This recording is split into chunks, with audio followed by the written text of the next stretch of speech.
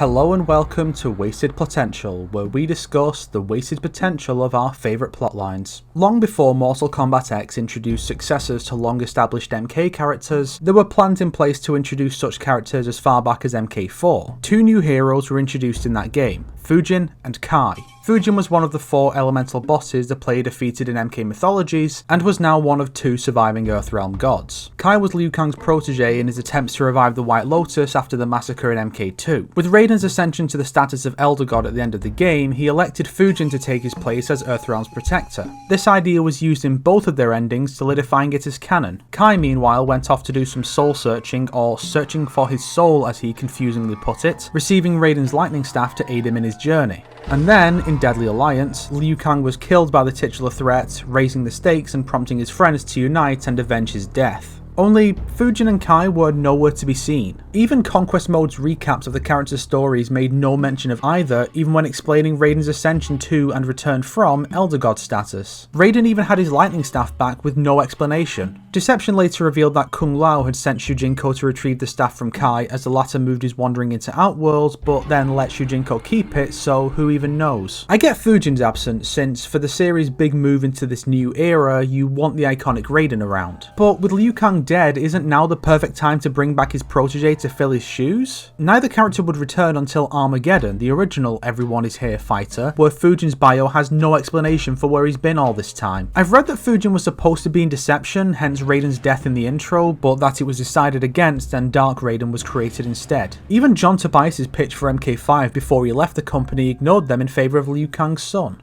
And there was so much that could be done with them here. I have 2 ideas for how they could have been brought back. First, imagine this was done in Deadly Alliance. Fujin is still Earthrealm's protector. Raiden relinquishes his Elder God status, but doesn't take back his old title. He's only here to help even the odds, not to take his old job back. Kai is brought back into the fold as well, receiving training from Bo Rai Cho to pick up where his dead mentor left off. They head to Outworld and, in at least one of their endings, work together to take down the 2 sorcerers, avenging Liu Kang and redeeming Fujin's failure to keep the monks safe on his watch. If Deception plays out the same, Fujin and Kai could be among the survivors like Bo and Sub-Zero, stewing in their failure and working with Bo to fend off Onaga's army in Outworld until Shujinko beats Onaga. And now Deception. If Fujin and Kai missed out on the previous game, it's because Fujin felt unworthy, having failed his mission, and requested that Raiden take his old position back. While Raiden led his group to Outworld, Fujin headed off to find Kai and let him know about the murder. The 2 then set off to Outworld to reinforce Raiden, possibly bringing along any other Earthrealmers who returned from pre-Deadly Alliance like Nightwolf. Unfortunately, they're too late and even Raiden has fallen. Unaware of the resurrections of the heroes, the 2 set out to end Onaga and avenge the fallen heroes, eventually reuniting with them once Onaga is dead. In either scenario, Kai and Fujin then gather the forces of light for Armageddon, taking charge in the absence of their respective mentors.